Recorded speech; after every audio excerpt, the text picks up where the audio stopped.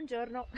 Buondì, allora oggi siamo a fare la prima ferrata della stagione, tempo un po' incerto, quindi invece di andare verso nord siamo scesi verso sud, siamo a Trieste, Muggia, sul confine tra i due comuni e c'è una ferrata, siamo solo a 300 metri circa sul livello del mare, anzi il mare anche lo vediamo, e c'è una piccola ferrata che risale un costone carsico, è una abbastanza, cioè non è proprio semplice, ha alcuni passaggi un po' più atletici, è abbastanza una ferrata mista, molto consigliata per appunto iniziare la stagione.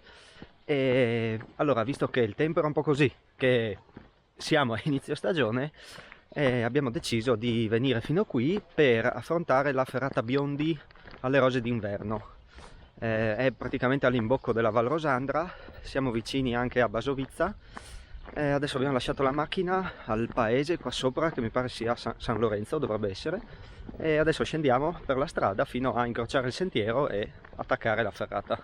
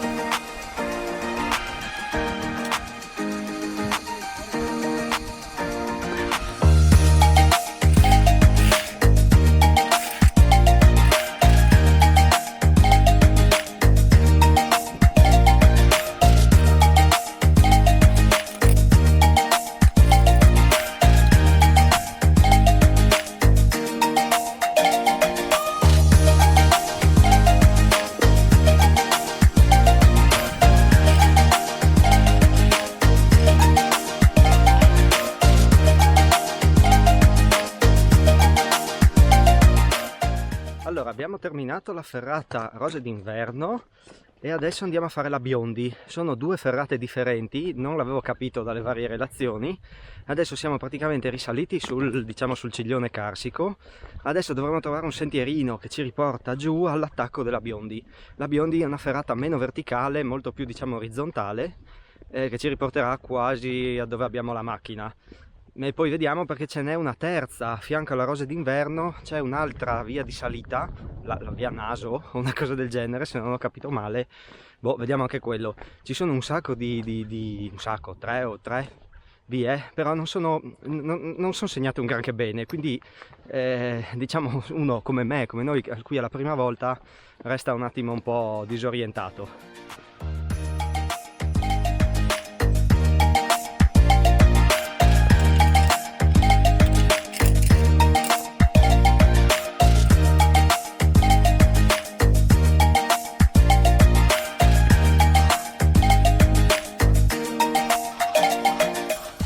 Siamo tornati al punto di partenza, nel senso che siamo risaliti attraverso un altro pezzo di sentiero attrezzato che si chiama Naso e praticamente è più corta della rose d'inverno e anche più facile. Ha una sezione iniziale che si divide in due, una un po' più facile, una un po' più difficile, ma è più corta, ha meno tratti. Adesso ritorniamo dove sono un paio di pini che si prendono come punto di riferimento, riscendiamo in una specie di canalino e andiamo a fare la ferrata biondi che ci riporterà verso il parcheggio dove abbiamo lasciato la macchina.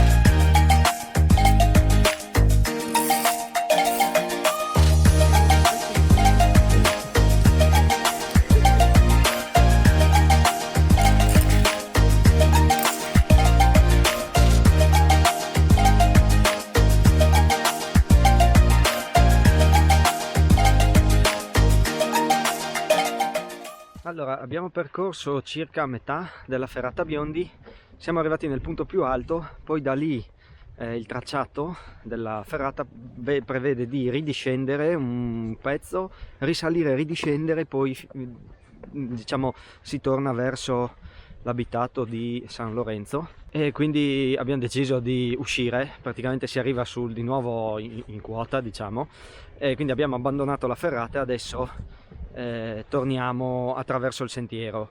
La ferrata Biondi è molto più orizzontale della Rose d'inverno, però ha un paio di tratti verticali abbastanza ripidi, non troppo difficili. Comunque insomma bisogna, sì, non è proprio semplicissima, diciamo non è immediato, ecco. Adesso il secondo tratto, vabbè, noi adesso non lo faremo, ma come difficoltà siamo sempre circa come il tratto iniziale. Per l'appunto c'è questa salita discesa che ovviamente in un'ottica di ferrata non è molto logica, però questo offre la morfologia della zona. Chiaramente è un ottimo allenamento in quanto si fa più volte su e giù, quindi insomma per braccia, fiato e anche un po' per diciamo abituarsi all'esposizione non è male, perché comunque chiaro non ci sono metri e metri di vuoto sotto di noi, però sono comunque pareti verticali, è sicuramente un ottimo allenamento, e questa ferrata la si può percorrere tutto l'anno, perché anche d'inverno qui, nonostante siamo sul Carso, è chiaro magari nelle giornate di Bora fa freddo, però anche l'esposizione è buona, quindi è una ferrata che comunque si può percorrere anche durante la stagione invernale. Allora, siamo tornati al parcheggio a San Lorenzo, questo è il parcheggino, ce n'è uno qui sulla strada, altrimenti un po' più in sotto, qui c'è un parcheggio dove finisce il sentiero che scende, diciamo, dalla parte più alta del ciglione carsico. Probabilmente il giro migliore è fare la ferrata Biondi, che si prende poco dopo il parcheggio più basso, la si fa tutta, poi si arriva alle Rose d'inverno, si sale fino in cima e poi si rientra per il sentiero. La ferrata Biondi ha questo punto di fuga che abbiamo utilizzato noi per accorciarla. Come dicevo è molto orizzontale, ha questi 3 o 4 camini, chiamiamoli così. Invece la Rose d'inverno è un po' più verticale e anche più corta. Tra ferrata Rose d'inverno, ferrata naso si possono fare più volte, anche questa insomma in giornata si fanno in più volte, un paio di ore, uno che viaggia lo fa senza problemi e è un buon allenamento. Allora adesso cerchiamo uno smizza dove mangiarci qualcosina, e io ti ringrazio per avermi seguito, ti lascio sotto la traccia, le descrizioni del giro, e boh, noi ci vediamo nel prossimo video. Ciao, a presto! Ciao.